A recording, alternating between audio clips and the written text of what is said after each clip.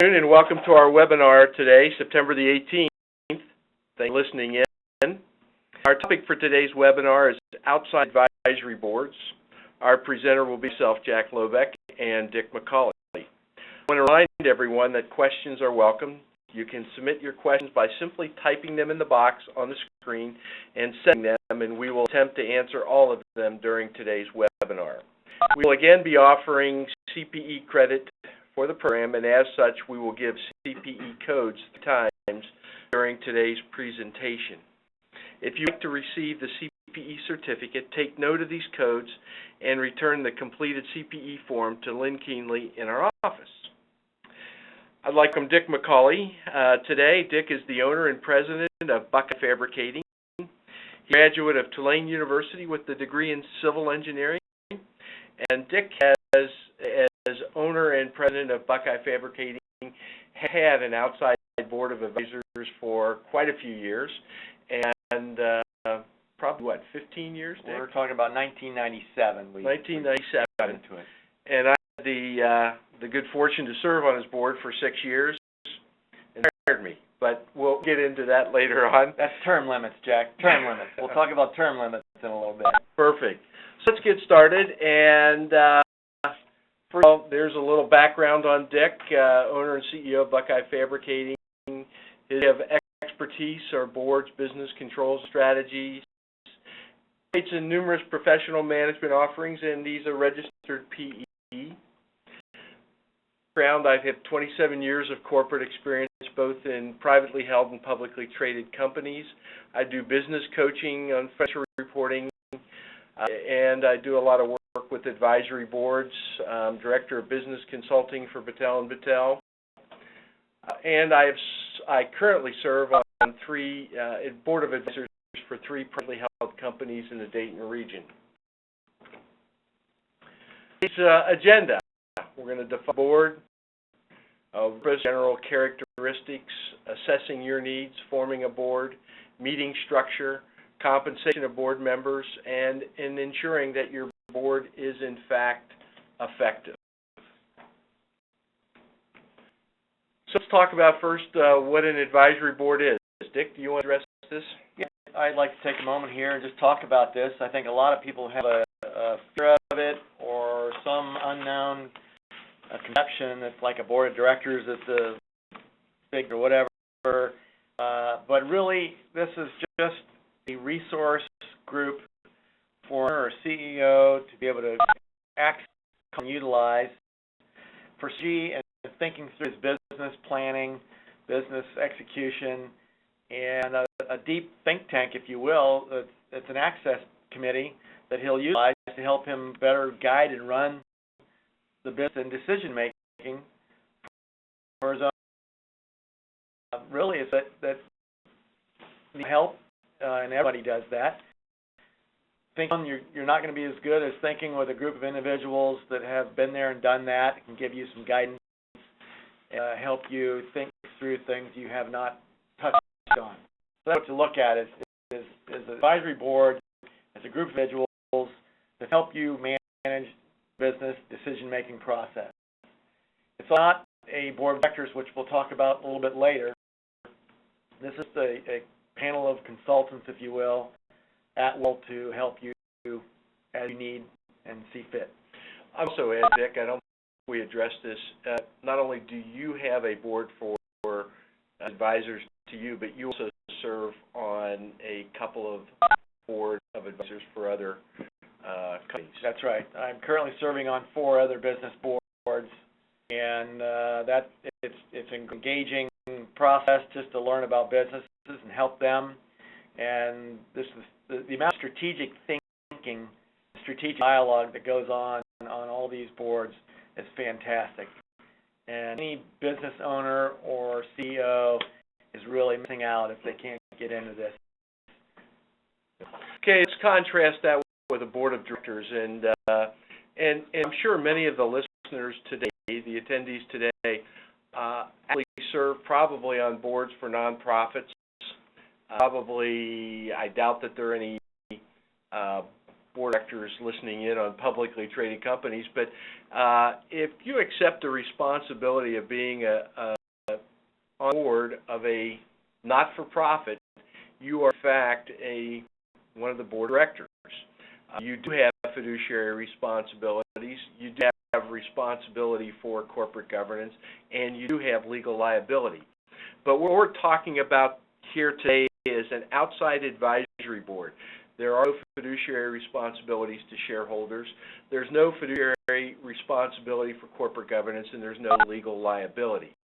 Now, that being said, and we'll talk about Aileron's involvement in outside board of advisors in a few minutes, but the fiduciary responsibility that is talked about in the Aileron model, you do have a commitment.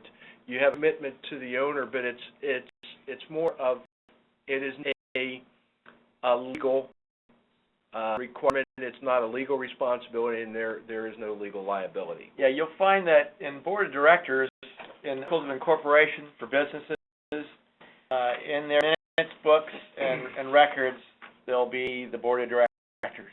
And the board of directors we're talking about is not that. The board of directors that's in those minutes is where you're bound into the legal responsibility for the outcomes of the business and results it produces. With the board of advisors, it's an arm's length thing that is not that. Therefore, you don't need to have minutes and record keeping and all that. It's just a outside panel as business consultants at large. Okay. Again, what's the purpose of an advisory board, Dick? Why did you start yours, and how does this fit into that thinking? Well, just the ability to manage the business. At a certain point in my career, I'm an engineer by degree, so I didn't have a lot of business management in the background, and found myself one day at the helm of a business, knowing that I didn't know what I was doing. I'd been through our product and the technological things that our business produced, but I know a lot about managing the business itself, strategy and direction, people, all the things that make business ownership and leadership challenging. So with the opportunity to put a board together, I knew I needed it. It's just one of those things, like you need to go to a doctor for this. Well, I got this disease. I need to put something together to help me with my problem. So I launched into the board process back in 1997, forming my first board. And what I wanted to do was learn to run a business, lead people, and better than to put a board together of people that have been there and done that to help me think through and become better at that process. I think one of the others, what are the characteristics of a board? And I think that most of the boards that I serve on are pretty balanced, and that the owner looks for certain expertise in the area that they may lack, or some area where they need help, or maybe just simply reinforcement. I do find that every board that I serve on, because my background is somewhat financial, the CEO generally wants to have at least one person on that board that's got a strong background in finance, and if you can blend it with operations, that's perfect. But you look for strategic thinkers, you look for people that have had operational experience, people that have been there and done that, and also you look for people that are willing to give advice, maybe unfiltered. Sometimes you can't be really blunt, but you want an honest, objective feedback. There's a chance for you to handpick people that have skill sets that you know you're lacking. If your business doesn't know a thing about marketing, and you know that's a problem in your business, and knowing where you want it to go, then there's a chance for you to get a member or two with a strong background or experience in the marketing arena to help transfer their knowledge into you and your organization. So this is a great opportunity to handpick areas of expertise and take it where you need to. Yeah. I think Jack was just talking about giving candid advice. You need to be list reality and let people take reality as they see it. Have board members be able to deliver the bad news as well as the good news, and anything that is going to give you a wake-up call to help you get back on track and run your business where it needs to go. Before to the next slide, I want to give the first CPE code, and that CPE code is number 7575. Okay, and also before I flip to the next slide too, we want to talk about the number. Ideally between 3 and 5 members, certainly not 7, and also not 2. The ideal environment is to have enough people to have a open discussion about issues, and if it's just the CEO and 2 other members, seems a little limiting. That when you have 3, that gives 3 board members, and the owner, you got 4 people discussing. Now, Dick, you've kind of gone between 3 and 4 members. Right. I think for my business, 3 and 4 is just the right between a few minutes efficient. You have conversations or topics go on forever, like large committees tend to do, and people have seen that in areas. Like you said, if you have just 2 members, it's now a discussion with a lot of bias. But once you get to 3 or 4, even 5, now if a topic is in people's opinions, you're going to have enough to know, well, the most people feel this way about it. You'll have an angle and an emphasis to go on. So 3 to 5 members, efficient, effective. Too many, too slow, too few, not enough intelligence. Forward. Well, you obviously you want people you can trust and with you can develop a meaningful relationship. I can honestly say that the board that I sit on, I look forward to the board meetings because I've developed a relationship not only with the CEO but also with the other board members.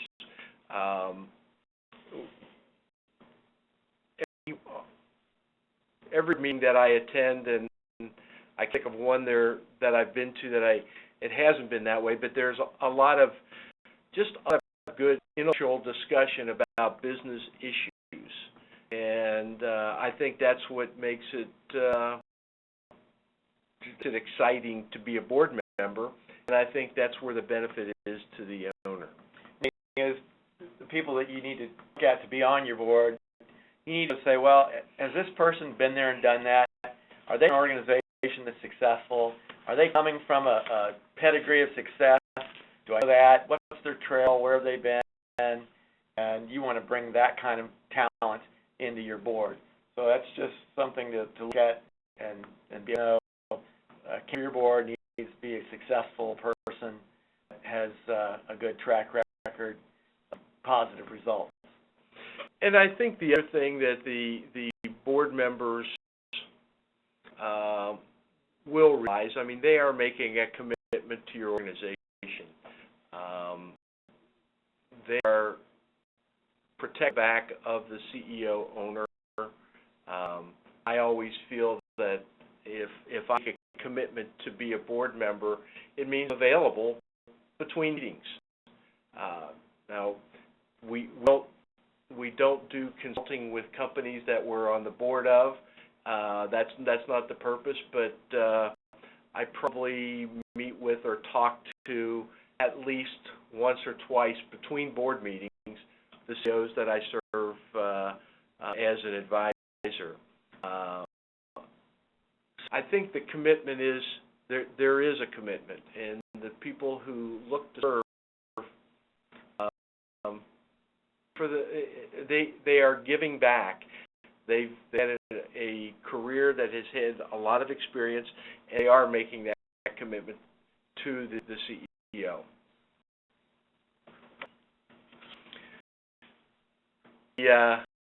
What are the files of board members and what are the skill sets? They're certainly ethical, business-minded, willingness to commit, experienced, successful. They're complementary skills between board members, and I think that's again back back to what, Dick, you were saying in terms of when you form your board, who do you look for? Yeah, you can look for the type of group people that will complementary skill set. You know what you're best at on your own skills. Well, let's round out and bring in some other talent that pull together more of a well-rounded business strategic leadership team. And this is the opportunity to do that without employing them full time. This is a great deal. You board meetings, you pay them for a few hours of discussion time, and like Jack said, between meetings, call, maybe have lunch or catch up on some other issues, or just a moment to call one of your board members, or both, or three of them, or whatever, and run an idea by them that you're thinking of, and use that skill set and talent base as needed. It's a great thing.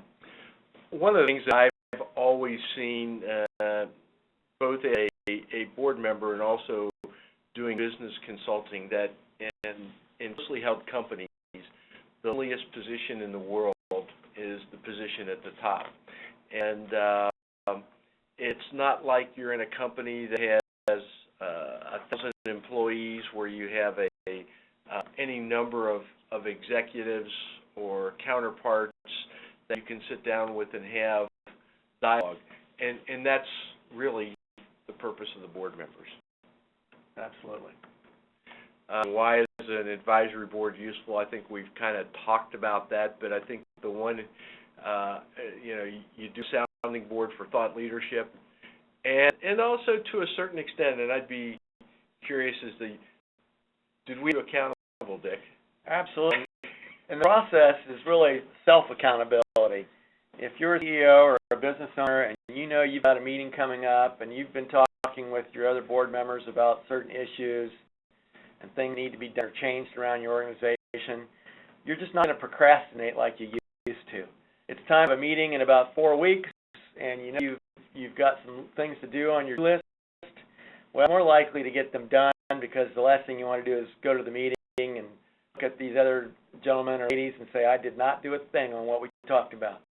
So the process is not yelling at you. It's you're going to hold yourself accountable out of your own pride, not to be embarrassed that you haven't moved forward on things that you know you need to do. So that's part of the accountability of having an advisory board. Yeah, I will tell you that I know of one example where board members actually, at the end of the meeting, turned around and gave their check back to the owner and said, look, you're not using us. Don't waste time and your time if you're not interested in feedback. And that was pretty brutally honest, being brutally honest, but that's what it is. So, again, it's the process, the whole advisory board setup is meant to be for the benefit of the CEO. Form board. Well, this is a area I think a lot of people get stuck on. They listen to programs like this, they've heard about it, read about it, but the awkward stage is now, what do I do? How do I go forward to try to put a board together?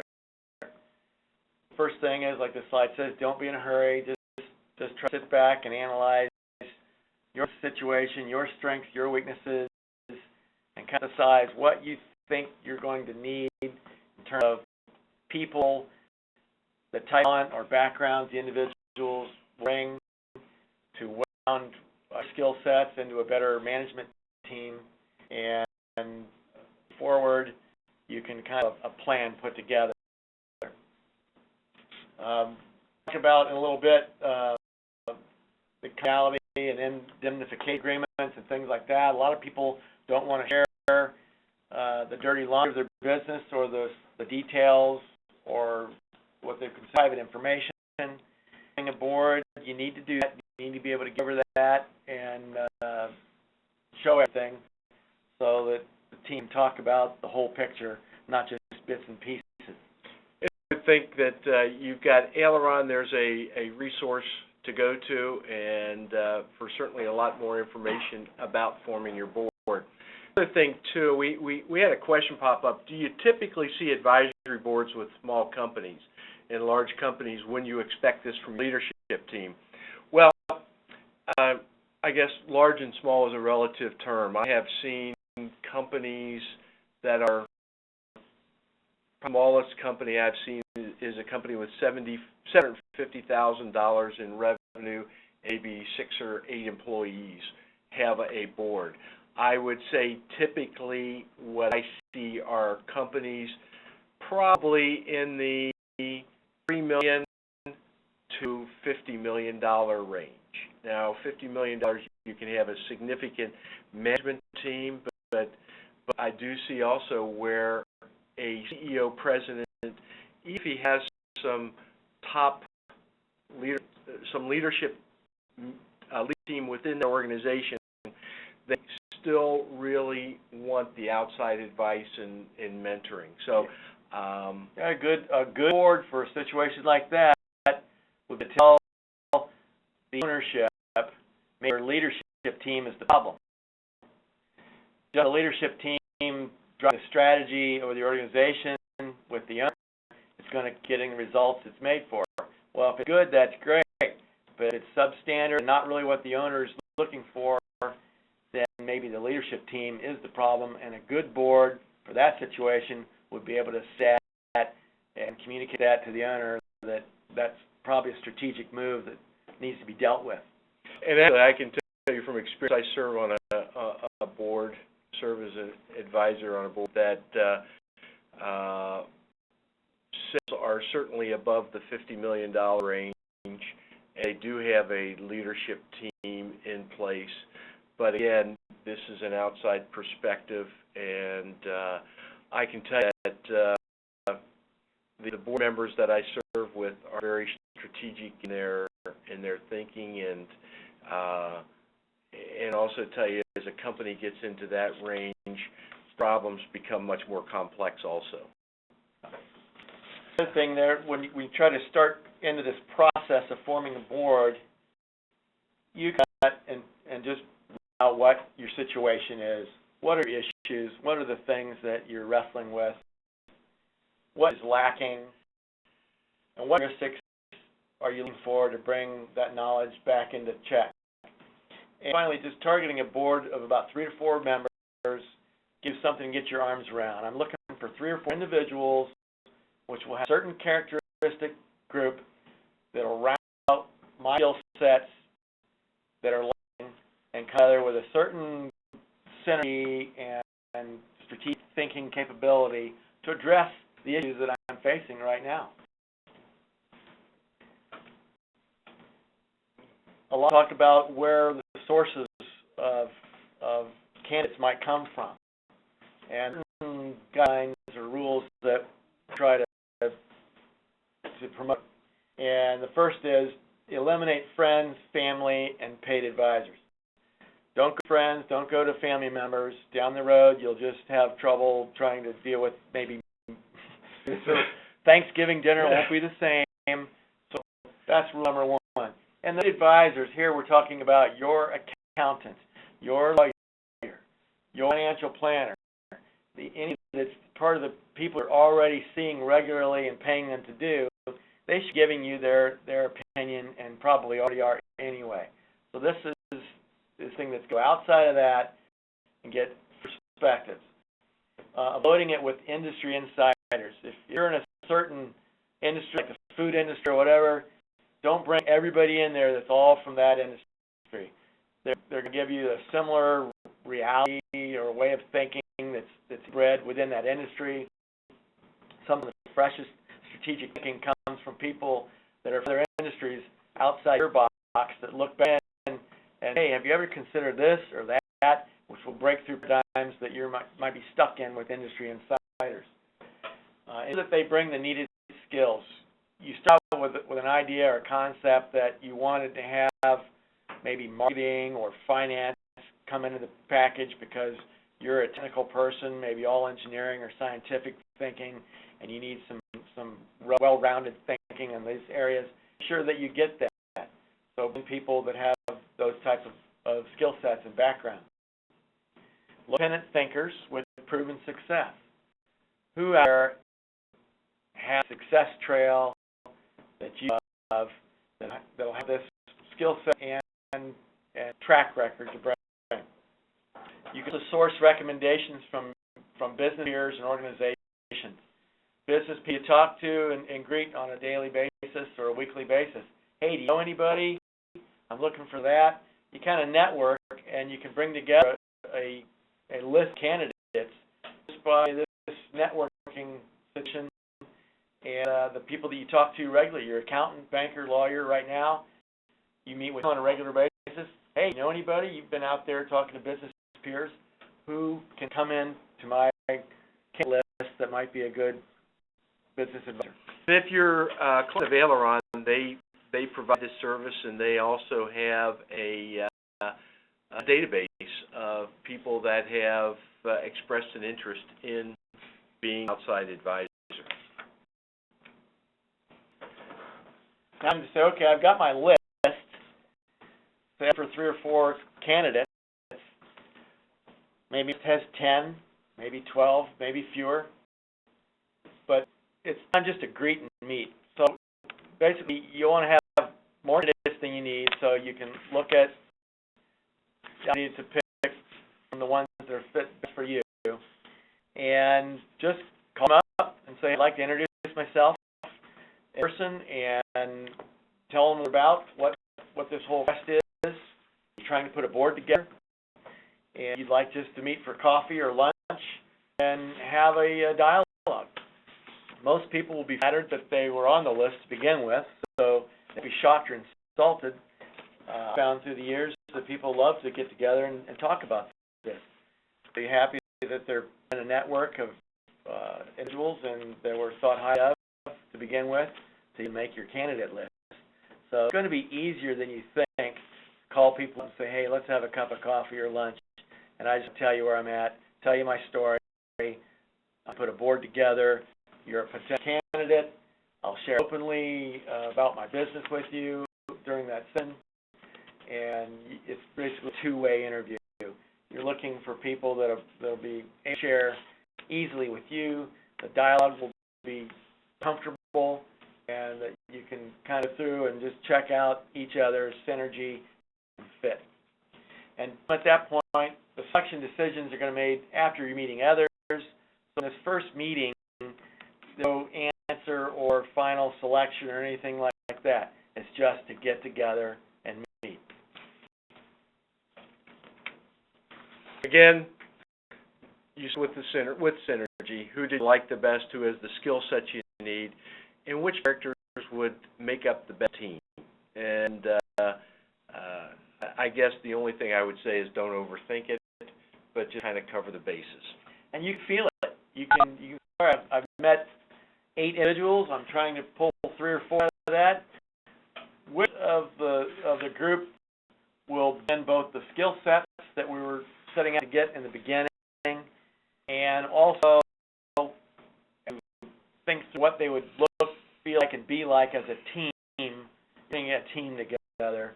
That's the synergy part, and sometimes your intuition is great at pulling together a great group. Good. For the next slide, the second CPE code is the number 10. Number 10. We've got the people selected. We've identified. They've agreed. What's the limit thing? Now it's time to tell them it's not forever. That limits make sense. That you're on the board of advisors. Typically, it's 3 or 4 year commitment. A lot of times, people will start with 1 year with a clause of we'll try it for a year, and then if it's working well, let's go another 2 or 3, just so it's not a commitment felt from the get-go, but a chance to feel out. But usually it's a 3 or 4 year term. The rotation process is important. The staggering, we're talking about here, stagger the terms so that one board member rotates per year. So once you put your board together, 3 or 4 people, each year you're going to drop off one board member and look for a new one. We'll kind of keep that mix of continuity of fresh ideas coming in with the newest board member, along with the extent and the knowledge base of the other board members that have been there for a few years to connect the dots between fresh and the history of the company. But term limits, that way you won't end up 4, 5, 8 years down the road with the same 3 or 4 individuals talking about the same thing the same old way. You won't get fresh ideas and paradigm breakthrough type people to come in and keep it moving forward. As an outside board member, I fully endorse this. While at times I don't like it. I mean, I missed not hanging around with the other guys that were on your board, Dick. I enjoyed the discussions, but yet, in my heart of hearts, I know that that stagnation is really true. It's just like any other organization. You know, I do believe that if you want to keep the organization moving forward and keep the thought leadership moving in the right direction, you do need to have new ideas and move forward. Before the first meeting, first, good to know what's the history of the company. When you're the first time you meet, you like to come in ready to hit the ground running. You like to have an idea of what the company has been doing financially and what are the analysis. You know, what's going on. What's the current budget? What's the projection of operations? You got an org chart. You want to know who the key players are. And you really like to know what's the business philosophy of the owner and the organization. How well is this ingrained in the team leaders? And you like to know who the other board members are. I would suggest that if you're a prospective board member, you're going to want to know about the company that you want to serve. You want to make sure that there's alignment of your values. It doesn't hurt to take a tour of the facility. It doesn't hurt to talk to or meet with one or more of the other board members. Get an idea. The fees that the companies pay to board members don't worthwhile if your advice isn't heeded. If I would interview a board member and say, well, you know, we get together and the board fees are this, and but you know, the owner really doesn't take our advice. I mean, that's not worth it. You want to feel that there's value received on both sides. So again, you really want to make sure it's the right fit for you as a board member, and the CEO wants to make sure you're right. And before the first meeting, you really just want to give them the snapshot of the organization, the snapshot. So the information that's on your slide there, whether it's an organizational chart or your philosophy or strategic plan or lack thereof, that's okay. If you have a strategic plan, you don't have an org chart, fine. You need to be able to tell them that. But like Jack said, if you bring them into the company, show them around, show them what you are dealing with, where you've been, and lay out of the game plan right there, your first meeting will be beneficial. Because if something's lacking, they're going to talk about the most needed thing to add on. But to be able to begin that reality check before the first meeting, you need to be able to do that. Free of meetings. And I would say that, again, this is where Dick excelled in managing his board, and some other people that I've known have not.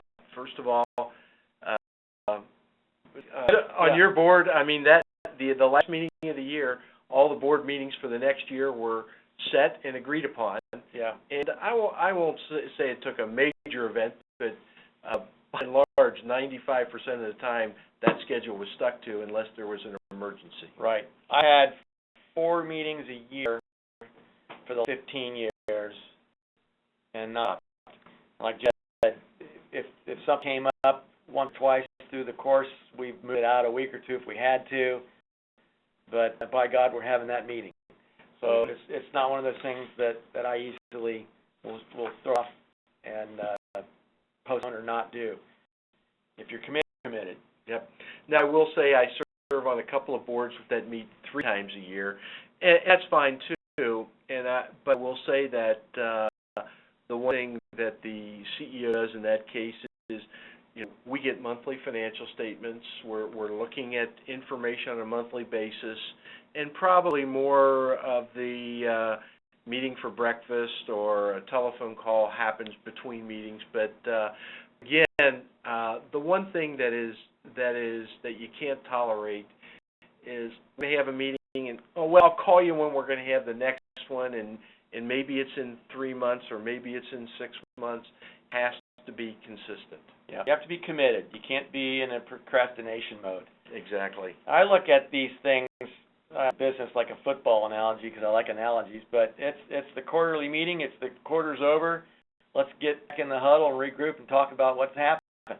We've had a plan, we went out there on the playing field and against our competition. Well, our strategy was working, but now it's not. What's not right? Let's get back and rehuddle and take corrective action and talk about it. A great opportunity to do that. So quarterly meetings, quarterly timeouts, good strategy. Also, the note on there, I believe it is the responsibility, and this, me personally, but when I accept a board position, I make a commitment that I will attend every board meeting and also to make myself available between meetings. It's just part of the commitment you make before taking on that responsibility. Yeah. Meeting planning. You do a great job. So, well, you want to give materials in advance of the meeting. Try to strike a happy medium between not enough information, too late, too little, versus overflow of information, a fire hose that they can't digest, and you get lost in the weeds. It's out the right amount of materials. What type of materials they need? Well, you're going to need some financial statements. You're going to say, all right, what the last quarter or half year, whatever your meeting duration is, here's where now financially. You have scoreboards or other types of metrics and data that you've developed over the years that are particular to your business and industry, that available and up to date. And then I'll write a cover letter discussing things going on since our last meeting that we talked about, progress in certain areas, as well as new challenges and other things that have cropped up during the duration that I want to talk about for the upcoming meeting. So briefly, a financial set, a metric set, a letter communicating what's going on lately, where we've come since the last meeting, and what's on the agenda coming up. Typically, this owner will have something chewing on them all the time, and a quick bullet list I try to put together of things we want to talk about at the upcoming meeting, as well as leaving some space open for things that other board members will have at the meeting, which I've found over the years to be as helpful as anything. Dick, when you first put your board together, how long did it take before you settled on the documents that you sent out ahead of time? I'm sure there was a little bit of, hey, we need this, or this would be good. Was that an evolution? It was an evolution and a learning process. I remember my first meeting, one of the mistakes I had was getting all caught up in the physical arrangement of the meeting. It was back 15 years ago. I had this vision in mind of what it's like on TV with the big table and the books and the pens and the water glasses and all stuff with company logos on it, and you can get caught up in. And after the meeting was over, I thought, what a jerk I was thinking through all that, because once we got into dialogue, it had nothing to do with the physical arrangement and everything to do with the content. So from then on, you could have a board meeting, a business roundtable discussion at the dinner table at a restaurant. It's really about content rather than setup. So I got rid of all that and kind of got back into what the content we need to talk about is, and what minimum and appropriate information would be required for me to get them in advance to have an intelligent discussion from the business strategic point. The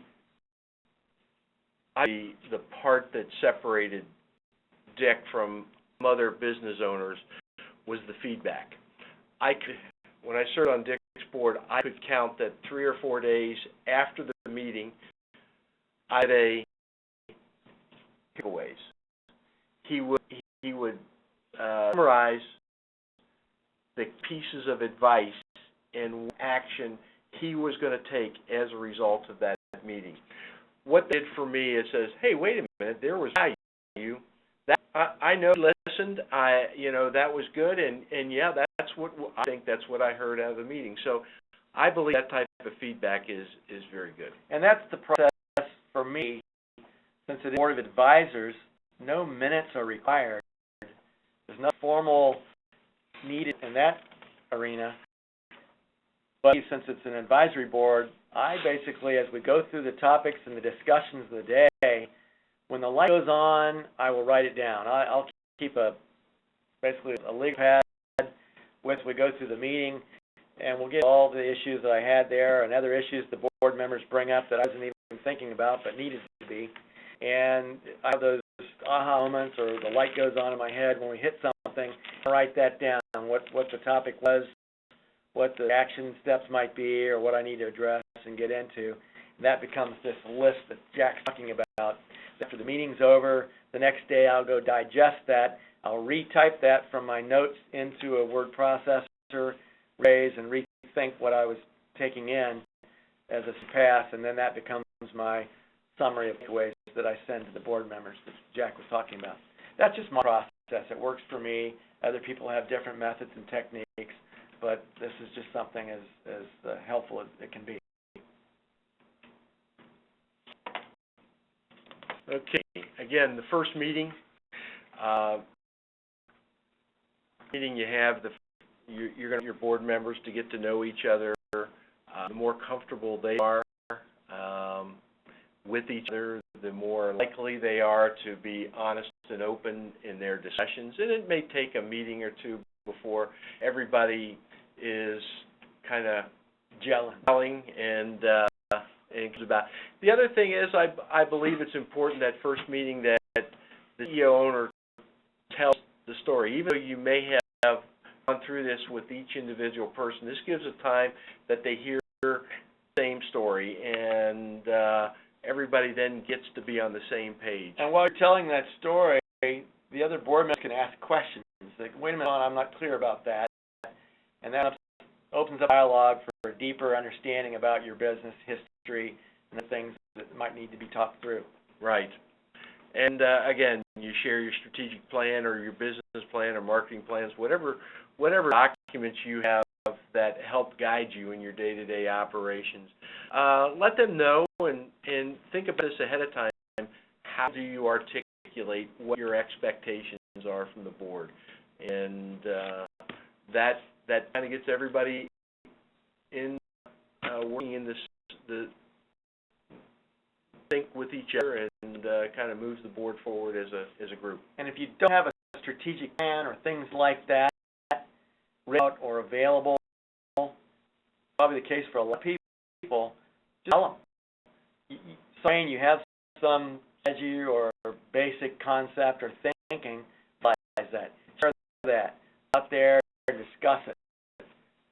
The way to get a plan or what you're thinking about out in the air for the dialogue to occur, which is the process of the discussions and going forward in future board meetings, you will create a strategic plan. You'll be able to refine ideas. You'll be able to start putting things down and actually create one through the process of dialogue with your board.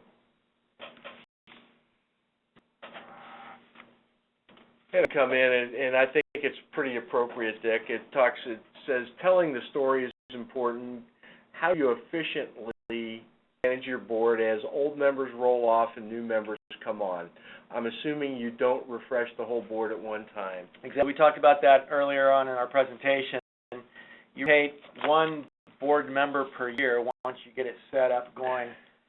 So if you have 3 or 4 members, let's say you have 4 members, and it's a 4-year term, every year one person's going to go off, a new person comes on, so you'll have 3 people in there, one's brand new.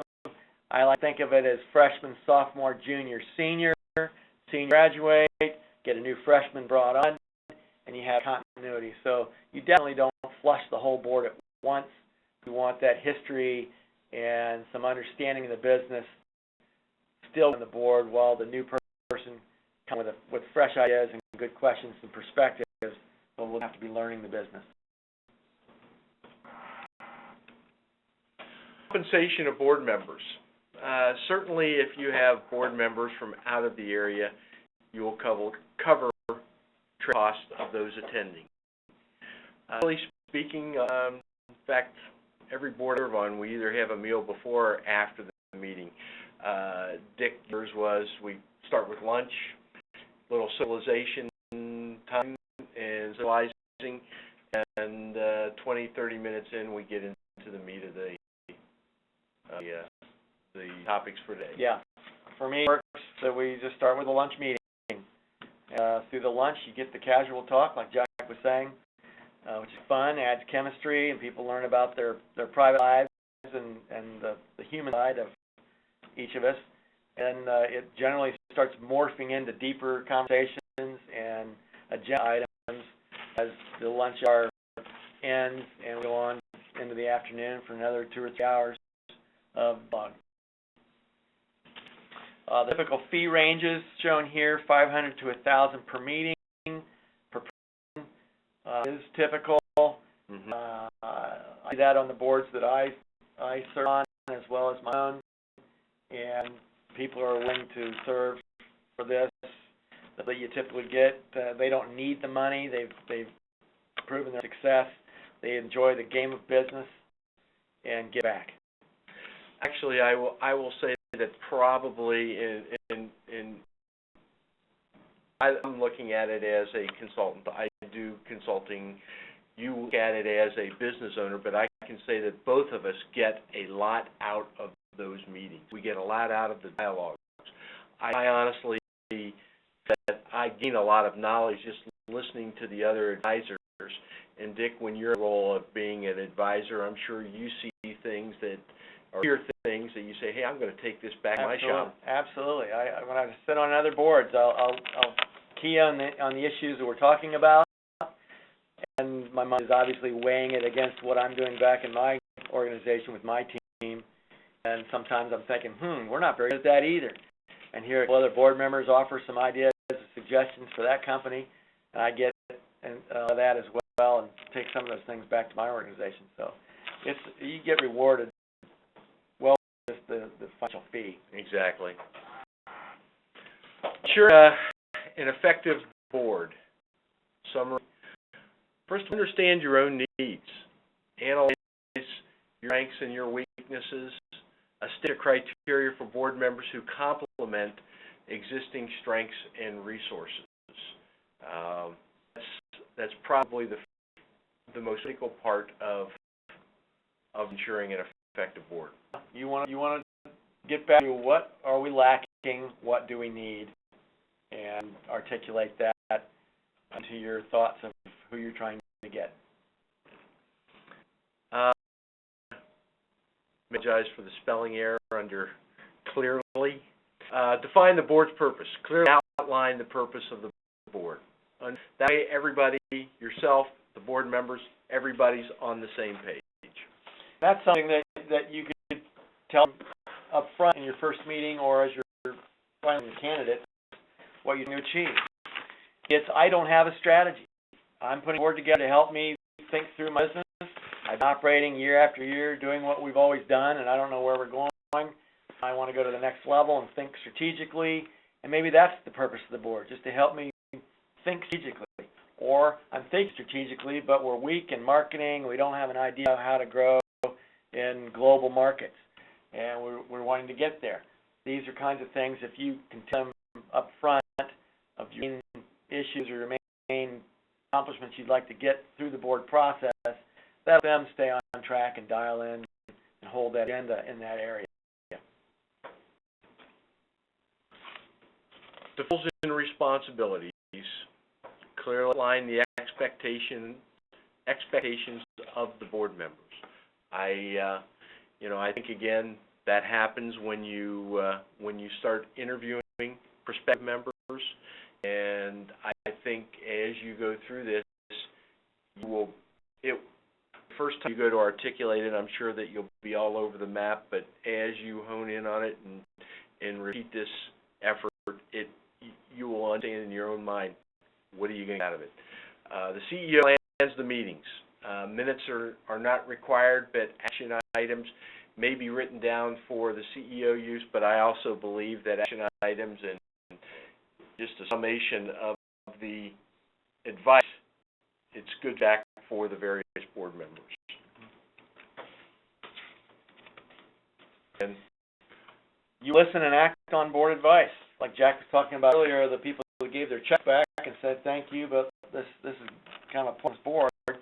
Example, if you're not willing to listen and act on board advice, then this is a waste of time. And some people are just wired that way. I've seen some and talked to individuals where I know they wanted to have a board because it was the thing to do, the popular next business move or whatever, because it was part of this day for them. And they put a board together just to do it. But they're listening, and years by and nothing's happened. We're still operating the business the same old way. You need to be able to listen and willing to listen and act on things. It's not something you have to act on everything. Like Jack was saying before, when I take the notes down and my takeaways, I'm told numerous times to do this or that. But if I wasn't going to do it, it just didn't register right with me, or something in my gut said, nah, I'm not going to do that, I won't do it. So you have to do everything. But at some point, you have to do enough and to move forward with your business and evolve it over time, or the board itself is going to know that they're speaking to a blank wall.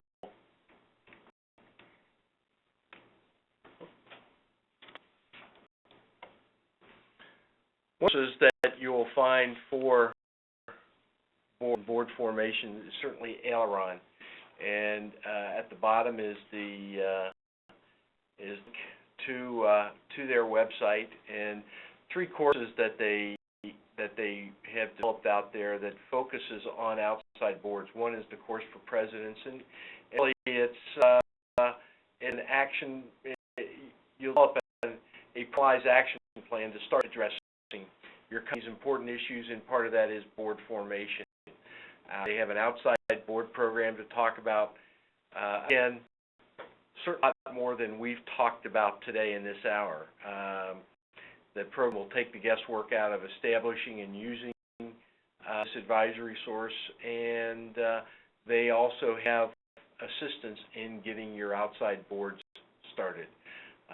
Also, for a program in becoming an effective board member, and talk about what the roles and responsibilities are of effective board members. We'll start to wrap up. I want to get CPE code, and that will be the number 47. With that, I think we're pretty much at the end of today. Dick, the one question that I see out there, have you ever had to fire a board member? Did in the early years. I made the mistake of hiring an insider that was connected to a sales channel that the business did business with. After 1 or 2 meetings, it was clear that there was conflict of interest and some bias going on, and opinions of dialogue and strategy that was self-benefiting that individual. So I violated rule, whatever it was, that don't get industry insiders and whatever. So I did terminate that within the first year. I said, this is not good, it's not healthy, so let's part ways and move on. With that, I believe that wraps up our presentation for today. Dick, I want to certainly thank you for offering your insight and certainly valuable experience to our audience today. I'll be able to help out any way I can. I want to thank everybody for taking the time to be with us. Please remember to send your evaluation forms to Lynn Keenley. Your input for future webinars is very important to us. Our next webinar is scheduled for October the 23rd, and that day we'll will be from the European Chamber of Commerce in Cincinnati and Southwest Ohio. So then, thank you once again for listening in, and have a good day.